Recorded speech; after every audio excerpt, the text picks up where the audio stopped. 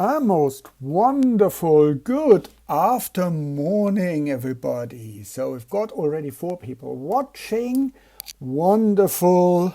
We only start in about 5 minutes time, but it's nice to see people here. How is the sound? Is it of a reasonable quality? And I think the stream. Good after morning. Absolute regular.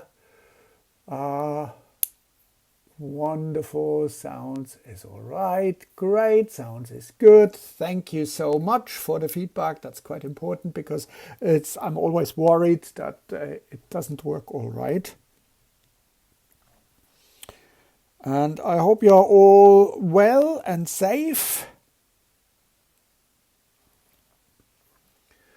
I heard that the campus is almost deserted. A colleague of mine has been up to the university and said it's a little bit like a ghost town, which is, quite disconcerting.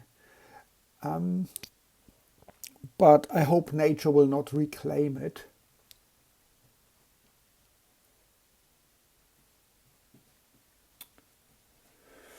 Hello, creator. Lovely to see you.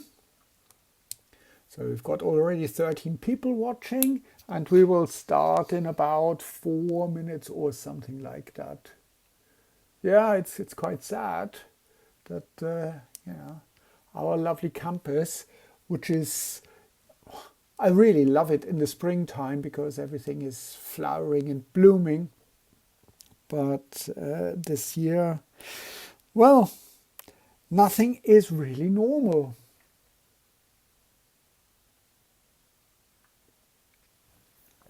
Well, Eleanor, the good thing is I'm working with a microphone here because we have seagulls apparently nesting or doing the things before they nest on our chimney upstairs, and they make a right racket. So if you hear strange noises, it's not me. I want to point that out. It's the seagulls. And it could very well be that the seagulls are going to take over the campus. So watch out for your sandwiches.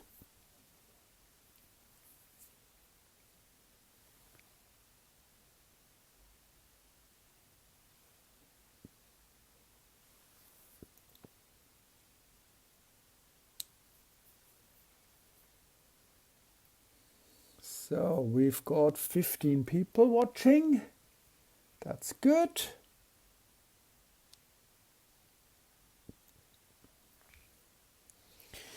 And we will start soon with the usual phrase. Although I'm not going to ask you to record your attendance. I don't think that would be really useful in this case.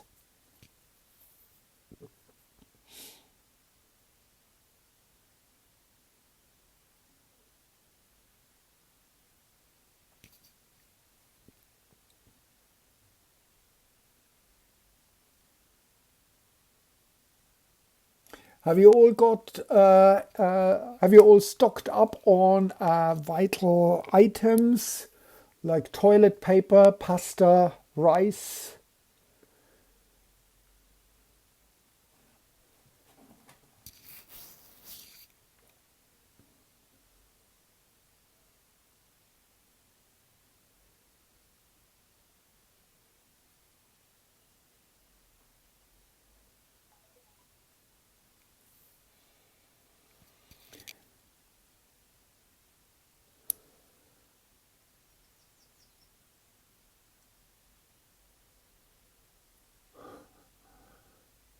And alcohol. Well,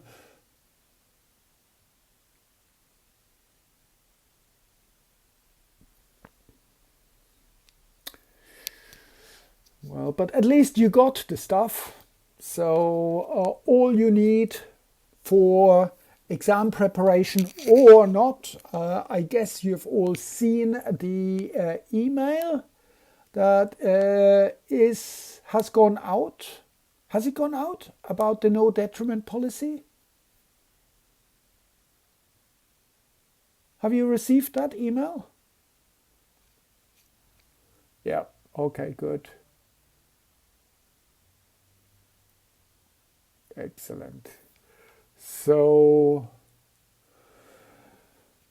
Bob, yeah,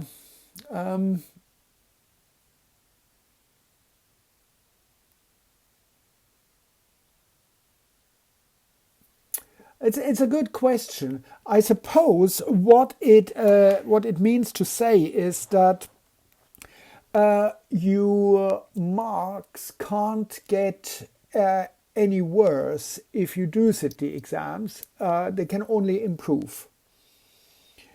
So for people who need and who want to do the exams, it gives them the opportunity to do the exams.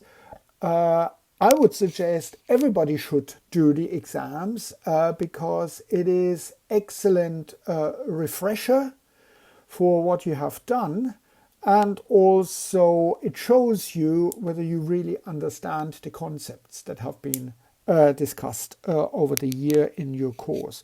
So I think personally I would definitely do it, and I would take it quite seriously, because I think that would be really good for me to have some feedback for myself. I'm not sure if I want to call them optional, but if effectively, I suppose this is.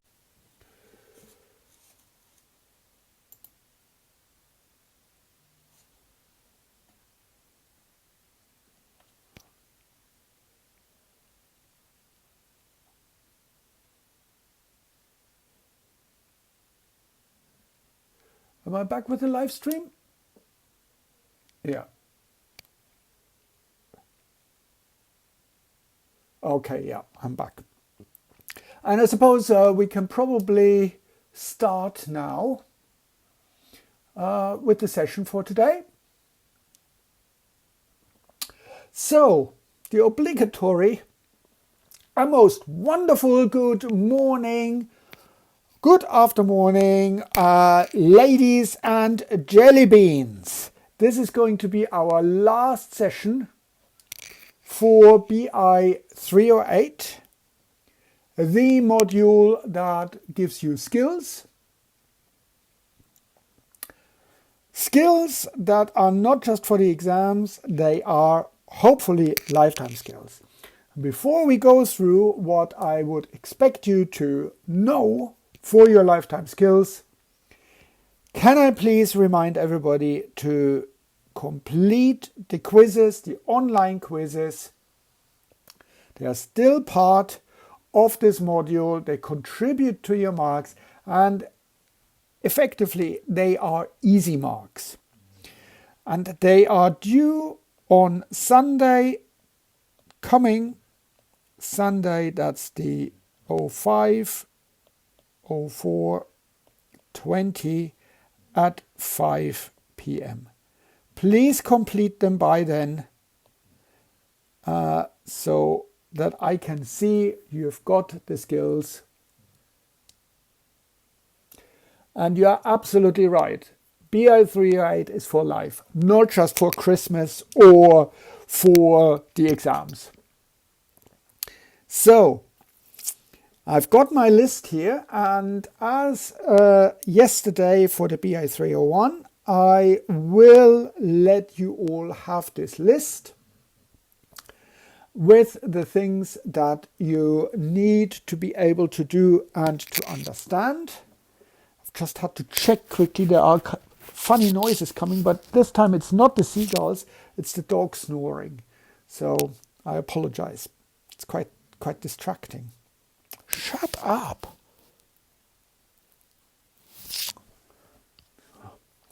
Right. Now I think what you need to be able to is you need to have a sound understanding of health and safety symbols, because this is what we do in the lab. You want to be safe at all times.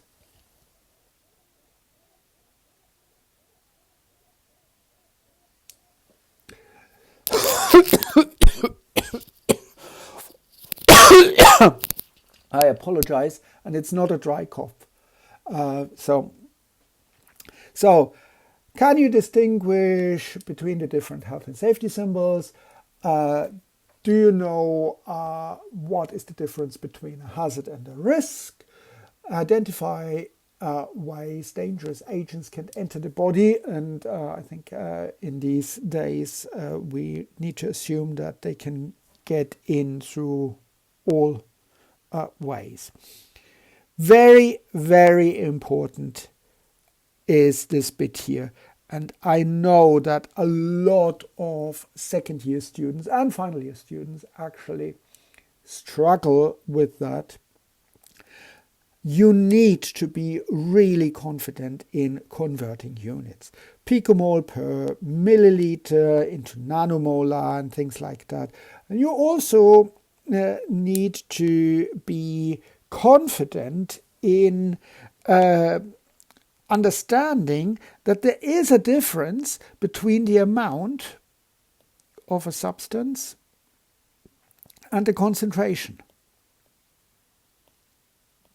So if you are looking for an amount and you've got only given a concentration, what you need to do is, in order to get to the amount, it is concentration times volume. That will give you the amount. And we've done that several times, this concept. Yet, for some bizarre reason, it seems that in the second and in the final year, sometimes these things only too easily get lost. So I really need you to revise that and be absolutely 100% confident with that. For the final year, again, this bit here is very, very important, and this one as well. Because in these years to come, you will make up your own solutions. And so you need to be really, really confident how you do that. So calculate the amount of a substance for a solution with a given volume and concentration. Calculate the volume of a stock solution to make up a working solution. And also calculate the concentration of a compound. And these are really, really important things that you can't do without. It's absolutely essential. I think we spent quite some time on how to do that, but again, on my practice calculation website, there are loads and loads of practice questions, and I will try to add more. There's at the moment, for example, there is a big discussion going on with one part of the coursework in the second year, where students really struggle with dilutions and then with the spectrophotometry, just simply application of the Beer-Lambert law. And I don't want you to be in that position next year, because you will do these experiments next year. I will do some videos on dilutions, etc., etc. But you really need to be totally confident and au fait with all that stuff. We then spent some time on pH, how to calculate pH, how to convert a proton concentration into a pH, and vice versa. And also we discussed how we can convert pH into pOH, and also the other way around. We discussed the concept of conjugate acid-base pairs, where the difference is just one proton. Again, that is quite important. We did the discussion about pH and pOH of strong acid and bases, and here the equation is of course very simple. pH equals negative log of the acid concentration. So that's quite easy, because in this case the acid completely dissociates. We also discussed how to calculate pH and pOH of a weak acid, and I showed you that for this we have to modify this equation here a little bit, and an approximation for the pH is half of pKa minus the log of the acid. And of course, this assumes that you are happy calculating log to the base of 10. You won't be asked to do any other logs apart from the natural logarithm that we will discuss then further down when we discuss kinetics. One thing that always comes up in an exam and that stumps people, and I really like that, is when they have to calculate the pH of a very dilute acid. So pH of 1 nanomolar hydrochloric acid. And very often, and people just simply say, oh, well, the pH equals 9 in this case. Of course, it's not 9,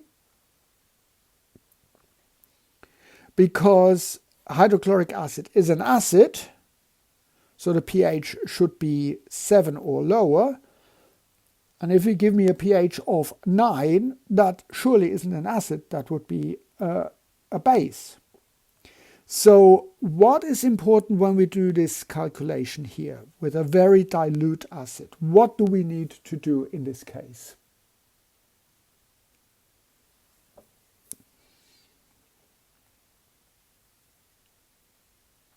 Over to you. What do we need to do when we have a very dilute acid?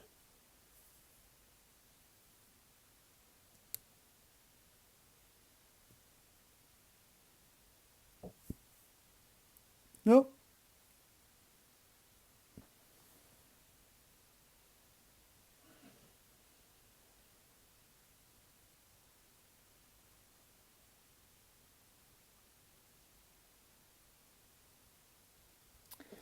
Bob and Aaron give the answer, and you're spot on. We need to add the protons from the water. So in this case, we have the protons from the acid, 1 times 10 to the minus 9 molar. And I write the molar down here, plus 1 times 10 to the minus 7 molar. This is the acid these are the protons from the acid, and these are the protons from the water. And that is absolutely crucial. So that here is acid, and the red one is the water. And this is absolutely crucial that we add these water protons, because that then only gives us the correct pH. So whoever makes a mistake with that, I will do unspeakable things to them, should this question indeed come up in the exam as a multiple choice, and I can tell you it will come up. Oops, I shouldn't have said that. We then discussed the concept of a buffer and the Henderson-Hasselbalch equation. And on my practice calculation, there is a tutorial how you can calculate the buffer composition if you've got a given pH and a pKa value. This is a question that very, very frequently comes up in an exam. So pH equals pKa minus the log of the acid over the base concentration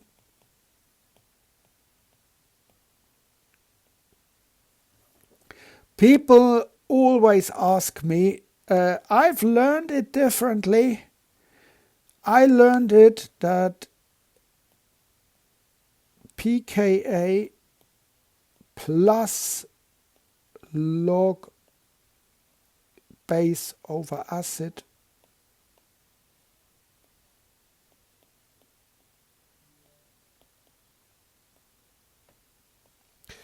base over acid, and that is exactly the same thing.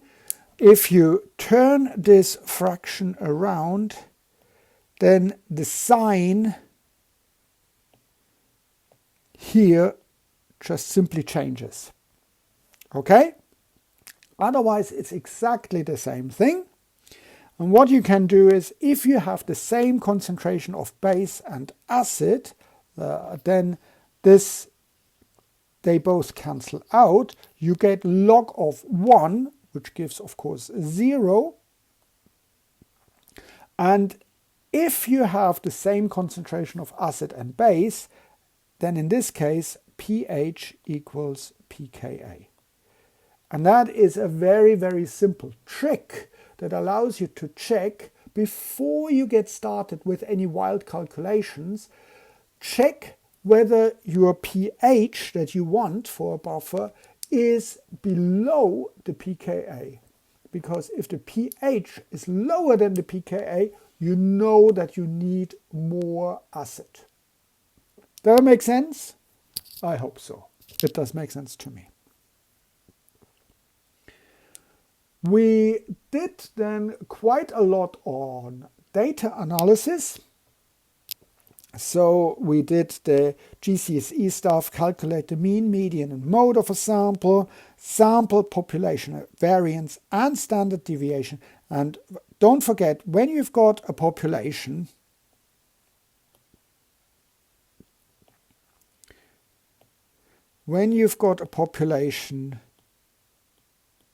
you divide by n. When you've got a sample, you divide by n minus 1. And that's quite important that you remember that. We did calculate the standard error of the mean. That was just simply the standard deviation divided by the square root of the sample size. Again, that is something that causes some students currently in the final year who are doing a critical analysis of their projects a little bit of a problem, so bear that in mind. We did calculate the range and interquartile range of some data.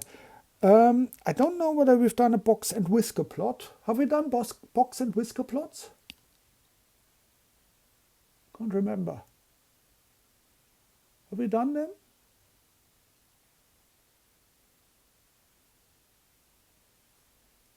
No? Well, in this case, they are actually incredibly useful, so definitely have a look at them. It's not a waste of time, but what I will do is, obviously, I will not insist on them. Done them, GCSE and IB, yeah.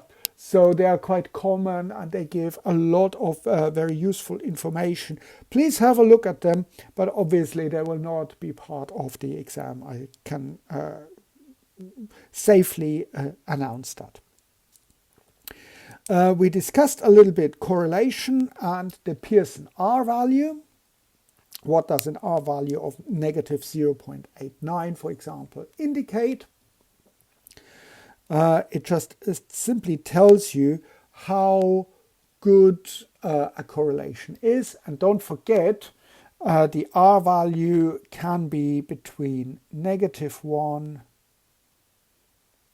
R and positive 1 including. We then spend a lot of time on calculating the confidence interval of a data set, and this would be when we are dealing with t factors. We are talking about continuous data.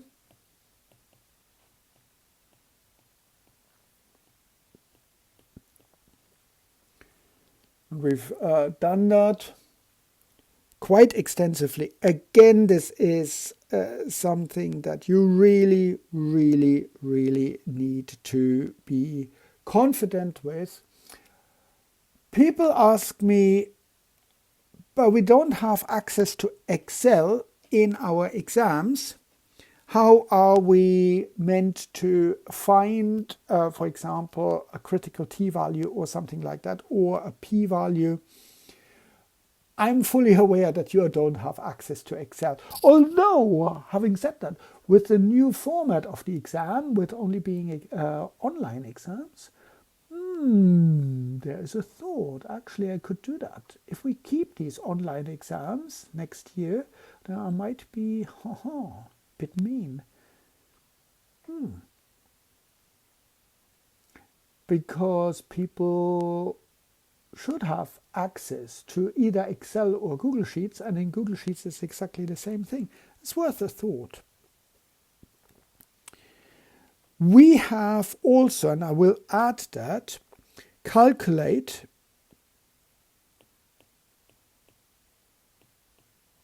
the confidence interval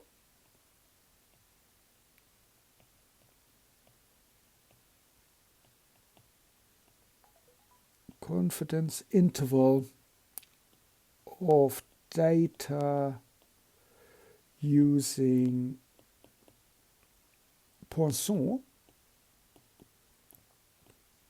distribution.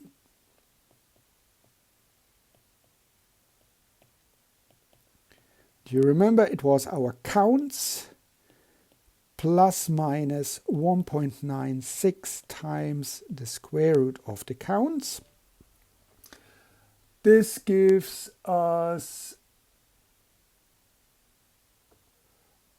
an idea of the 95% confidence interval around the counts, and this is only applicable to discrete data.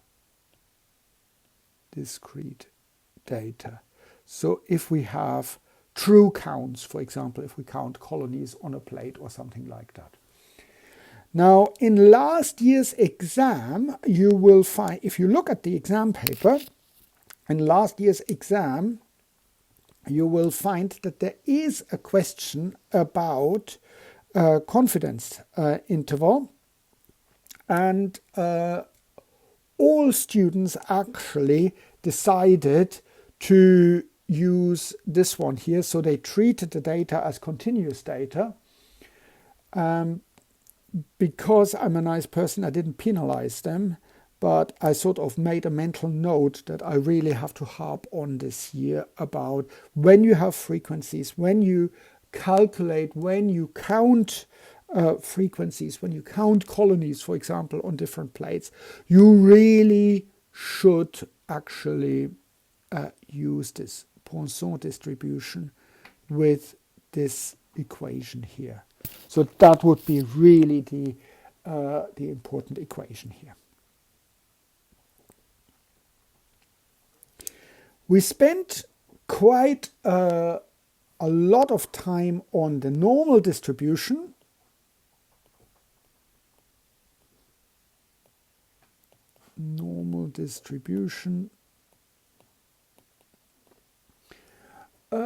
And I think this is where Alex got his nickname as the special one from. And whenever I look at the group chat and see the special one replying, it puts a smile on my face. Is Alex here in the chat? On the live stream? Alex, are you here? No? Doesn't matter.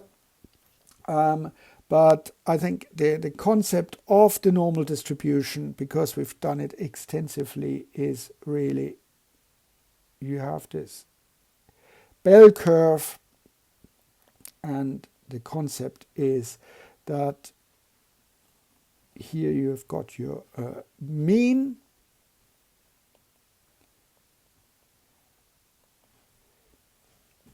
try to get this done as nicely as possible, and that within one standard deviation to the left and to the right, you've got 68%. So 68% of your data in the normal distribution are included in this area. If you go 2 standard deviations, that's cool, you can change the colors, I like that. If you've got 2 standard deviations, you have basically close to 95% of your data. So in this range here, you've got 95% of your data included, and that means the rest would be 2.5 on this side and 2.5 on this side of the data, because together the 2.5 and 2.5 will give you, with the 95%, will give you the 100%. And that is also the 68, 95, 99.5% rule of the data, which I refer in this question. And I expect you to know this rule. We discussed the concept of the null hypothesis and an alternative hypothesis. So usually a null hypothesis just simply says there is no difference. There is no, and that's where the null comes from, there's no difference between the sample, between the populations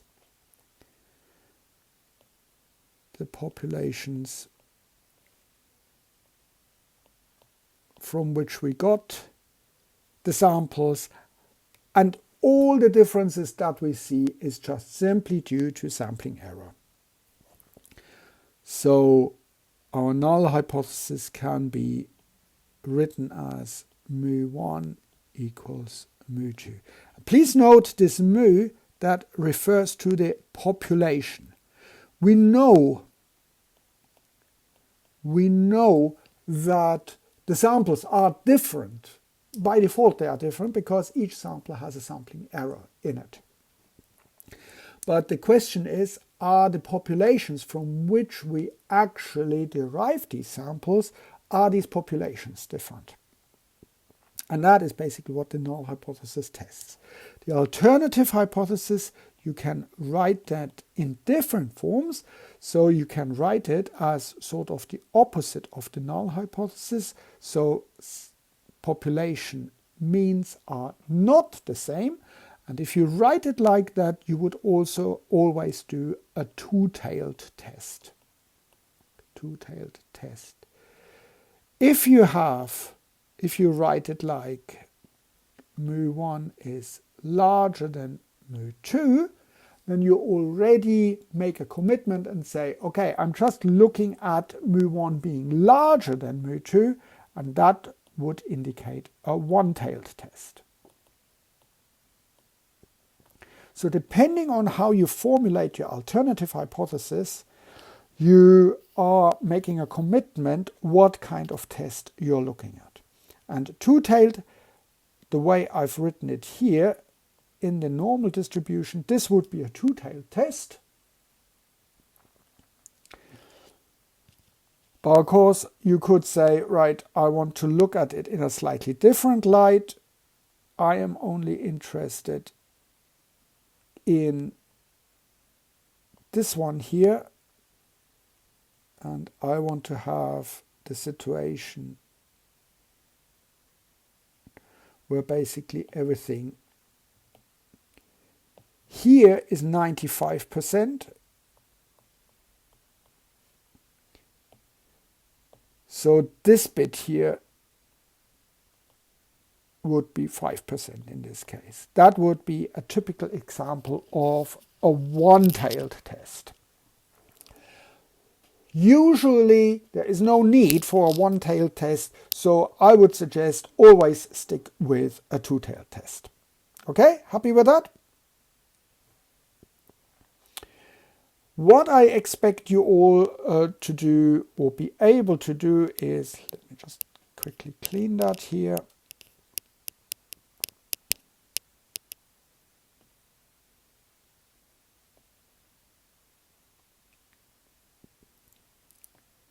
I really expect you to choose the appropriate statistical test to analyze data. One or two sample paired or unpaired t-test. And the easiest way to identify a paired t-test is if we have before and after treatment. That usually indicates that there might be a paired t-test suitable. And I showed you, and there are also video tutorials, I showed you that a paired t-test is really nothing else but a one sample t-test. So paired t-test is a one sample t-test. T-test with the reference value of 0. We discussed chi-square goodness of fit test and test for independence, where you do the marginal sums. And again, I've done a lecture on that, and there's a video tutorial on that. We've also mentioned the proportion of a measurement, so where you have just, let's say, 40%. So when you sample people, 40 out of 100 say they prefer, I don't know, toilet paper over a toilet brush or something like that. That's probably not such a good example. And we also, I showed you how we can do this calculation. I also showed you how we do the Pearson counts. So t-tests again for continuous data. For continuous data. The rest is really dealing with frequencies. Make sense? Fantastic. So you should be really in a good position to analyze most of the data. We then did also, shortly before Christmas, we did the stuff that a lot of people hated because it's kinetics, but it wasn't really that bad. What I really want you to take home from that is the difference between speed, velocity, and rate. And I want you to be able to write the general rate equation. So if we've got a reaction where we consume the substrate A or whatever, or reactant A, then the change in the concentration of A or per time equals minus K times concentration of A to the power of M. M is the rate order. The rate order is just simply a mathematical concept. It doesn't tell you anything else. It doesn't tell you how many molecules need to bump into each other. It's just a mathematical concept that allows you to write this equation. I showed you how we can determine the unit for the rate constant. All we really need to do is sort of a unit analysis. We know that this one here is usually concentration per time equals, and if we don't know K, we put it like that, times concentration X, concentration to the power of M. And we can make X the subject for that, and we get our K unit, maybe I should write it as K, K equals concentration over time times concentration to the power of M. And that gives us the unit for the rate constant. I showed you how we can determine the rate constant of a reaction using graphical analysis, where we just simply plot the log rate versus log reactant, and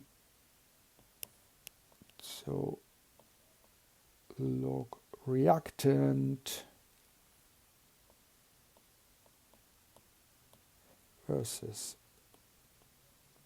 log rate, we would get something like that. The gradient gives us our rate order, and this point here gives us log of the rate constant. I hope I haven't made a mistake with that. And that is how we can determine the order of a reaction graphically. So could be an exam question, not for you this year because you only do the multiple choice part. But in previous years I've given students sort of the data points and asked them to graphically determine the rate order and the rate constant with these data. What else? I told you that we discussed the concept of a zero order and a first order reaction. And I showed you the equation for that, and you have done quite a lot of calculations in the quizzes. And I can only emphasize, please, please, please look at the quizzes again. I will freeze them on Sunday, but they will still be open for you to practice. So please, please, please carry on with the quizzes. Keep carrying on with practicing, because this is what the exam is all about. We discussed that for example, the equation for a first order reaction, we have ln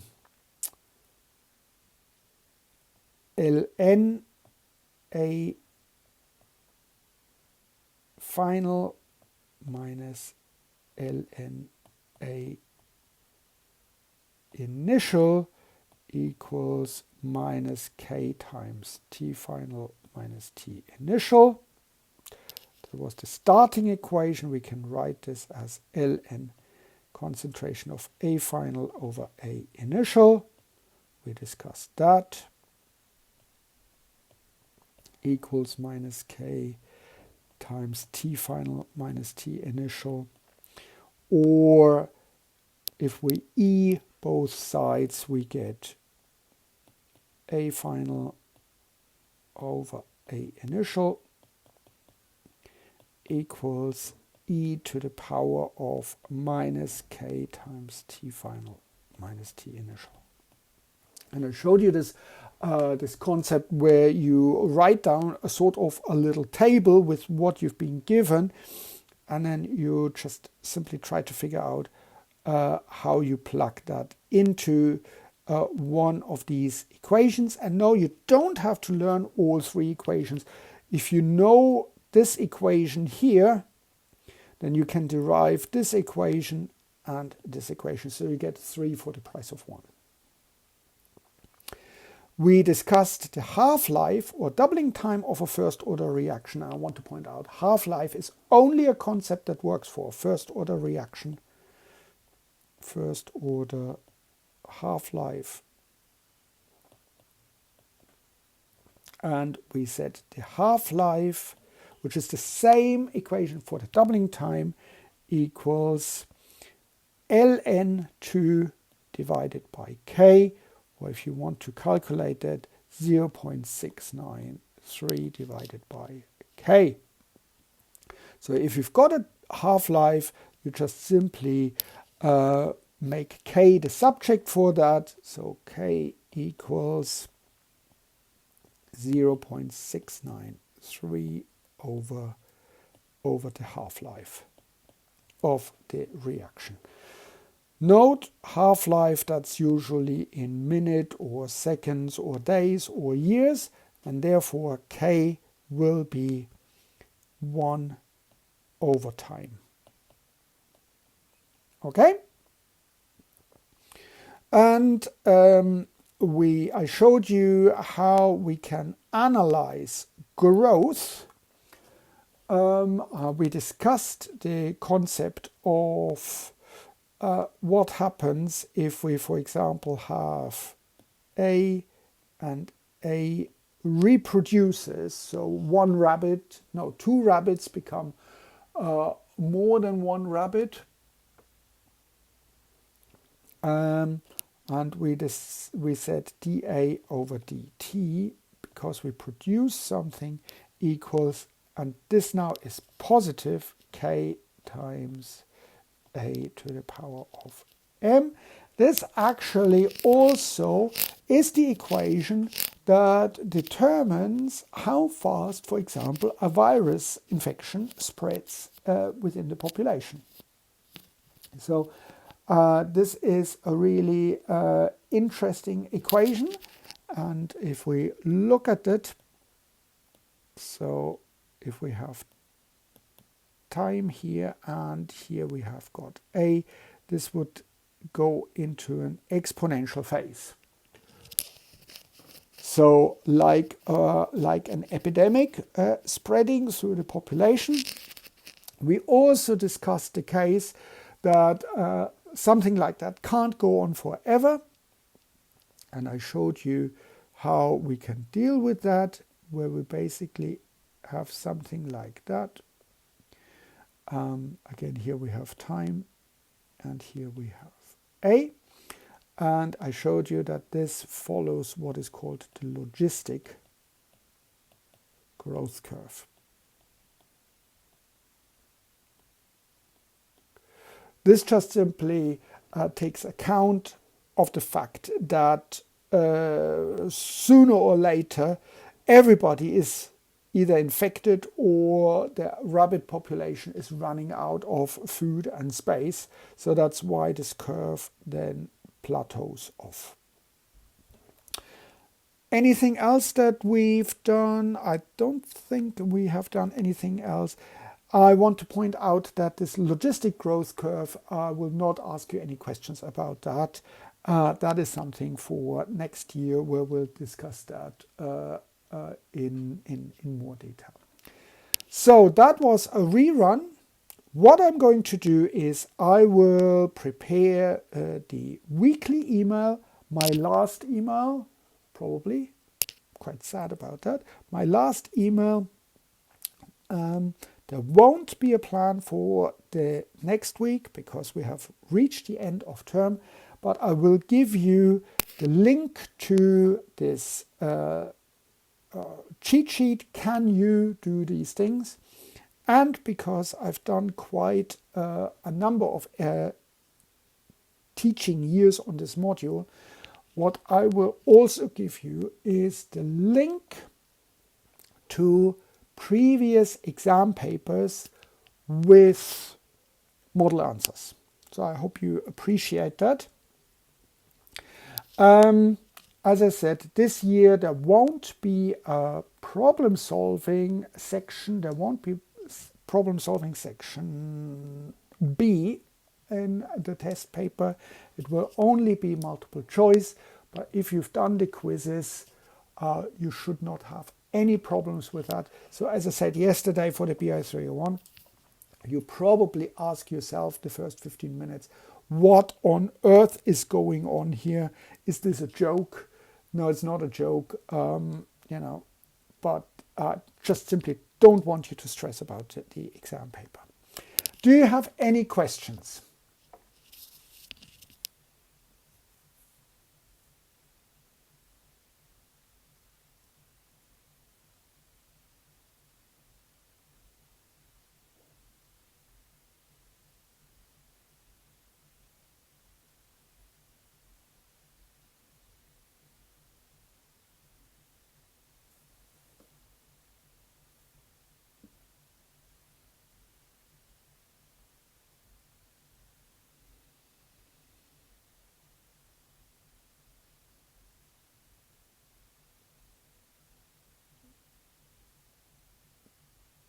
It's my pleasure.